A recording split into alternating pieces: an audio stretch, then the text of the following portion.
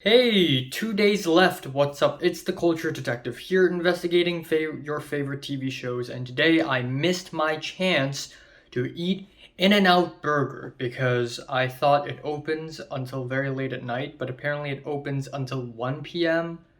What the hell? It's such a prestigious burger joint that it only allows a small window of time for its customers to buy burgers and buy food because it's just so damn prestigious. So I gotta do that tomorrow, and basically my last chance is tomorrow. So, or actually no, that's actually not my last chance, but still. Today I'm going to be doing a review on Stranger Things season 4, volume 2, because TV shows like to split their seasons in half now. But a little while ago, I reviewed Stranger Things Season 4, Volume 1, so if you are not caught up with that, please feel free to check that one out. But let's talk about Volume 2. Now, I thought Volume 2 was going to be another batch of episodes, like maybe 5 or 6 more episodes, but actually it's only 2 more episodes. It's only 2 more. But Episode 8 is 1 hour and 20 minutes long, and Episode 9 is 2 hour 20 minutes long. What the hell? I know, that is even longer than an average film duration. So, yeah, I mean, they could have chopped up the last episode into 3 episodes, and they could have chopped up episode 8 into 2 episodes, making volume 2 5 episodes long. But actually, I low key respect them for making the last episode 2 hour and 20 minutes long because it is just such a dense, epic climax that just takes such a long time to develop, and there's just so much resolution going on that it has to be crammed into 2 hour and 20 minutes. So I low key respect that. But anyways, this is the new volume to the Duffer Brothers TV show Stranger Things. And once again, we have 3 storylines. We have the Mike, Will, Jonathan, and Argyle in the middle of nowhere in California, now driving in the middle of nowhere, trying to find 11 storyline. We have the 11 storyline. We have, which is basically the same, right? We have the Russia storyline with Hopper and Winona Ryder's character Joyce, Murray, and other Russians. And that guy who I thought was like, ooh, he looks familiar. He looks familiar. Turns out he's Jaqen Hagar in Game of Thrones. And I'm like, oh, yep, that's where I've seen him before. And then finally, we have the main storyline at Hawkins where the kids team up to fight the big, bad, evil man, Vecna, aka Henry, aka One. Which, by the way, spoiler alert, if you haven't seen Stranger Things Season 4, Volume 1, oops, I just revealed a big twist. But first of all, I don't think it's as good as some people say it is. I think it's a little bit overrated, in fact. I have always been very positive towards Stranger Things, especially in seasons 2 and 3. I, for some reason, gave season 2 a 9 out of 10, I remember, but now I'm looking back, I realize I shouldn't have done that because looking back, the only reason why season 2 is more enjoyable for me is because I already know what's going on in the beginning.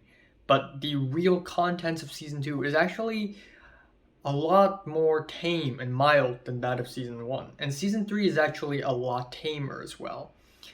And season 4 is definitely a good comeback, in my opinion. I think it's really well done, and it's definitely probably my favorite season of Stranger Things. I actually like season 4 more than season 1.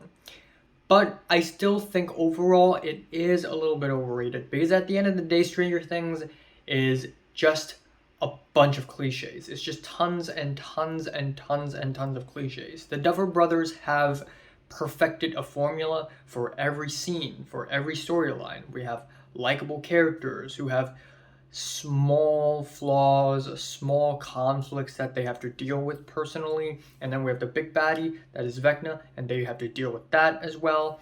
And each of these storylines have a small twist to them that sort of hooks you in and interests you, and then it just sort of gives you more and more and more and more and more. In a way, the Duffer Brothers have perfected the formula for Stranger Things the same way Burger King has perfected the formula for a burger. It's sort of like a fast food. They're sort of like a well-oiled machine. They just keep pumping out these storylines. And I do kind of like it. It is enjoyable, but it is without a doubt nothing all that special, artsy, groundbreaking, or anything like that. In fact, it doesn't try to be, but yet it doesn't have the 80s kids horror charm that it has in season 1.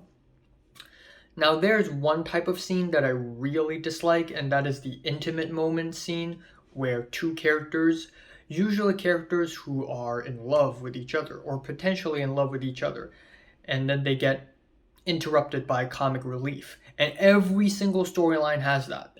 Every single one. So in the California storyline, we have Mike and Elle being all serious, and then they get interrupted by the comic relief that is Argyle. And then in the Russia storyline, we have, of course, Joyce and Jim Hopper, and then they get interrupted by Murray. And in the main storyline, we have more intimate moments between several characters like Steve and Natalie Dyer's character Nancy, and they get interrupted by Maya Hawke's character Robin. There's always this scene. There's always a moment where it sort of gets emotional, and then they get interrupted, and it just happens so many times. I don't enjoy it anymore. And then another type of scene is the build up to climax and then cut, like when Eddie Munson and Dustin had to fight the bats. The bat showed up. Oh my god! And then it cuts to another scene. Now I'm not upset. I'm not disappointed by these scenes actually, because I understand that this is the horror movie format. This is the classic 80s American horror movie format. So, you build up to a climax, something crazy happens, and then you cut, so the viewers will want to keep watching because they want to know what actually happens next, because you literally cut off right at the climax point. But again, Stranger Things does it so much so that I don't enjoy these scenes as much now, because I kind of know its formula. Now, that being said though, I think it is still very enjoyable overall. Every single storyline has something interesting to offer. Some storylines are less interesting than others, like the whole Russia storyline, which still feels like a throwaway side storyline, which I don't really care for. But what interests me is, of course, the crazy Demogorgon fight at the end, which I thought was actually kind of fun. And the whole 11 storyline was kind of a bore, but after the plot twist, I actually enjoy it more, and I actually root for 11 even more. And of course, the Hawkins storyline is fantastic. I really love the fight against Vecna, and the climax of the final episode is amazing. It's a very, very long climax. Like, it takes place over the course of half an hour because it has so many moving parts, but it is amazing. It is absolutely freaking fantastic. And my personal favorite scene of season 4 in general, or maybe the whole series, is actually the Master of Puppets scene, where Eddie Munson sees a guitar and he just starts shredding the guitar, and it's really cool and metal. And then the song comes in, and we have sort of this compilation, this montage of everything happening, and that is, I really love it because it just works. It just tonally works. That is a very dire moment, but then you suddenly add a very upbeat metal song, and instead of feeling dire and dreadful, you also feel kind of hyped up at the same time, and it just works tonally somehow, even though I didn't expect it to work. Like, if you add a very dramatic horror movie score, it would make more sense, but they instead used Metallica's Master of Puppets, which also somehow made sense, and that's why I love that scene so much. It just works.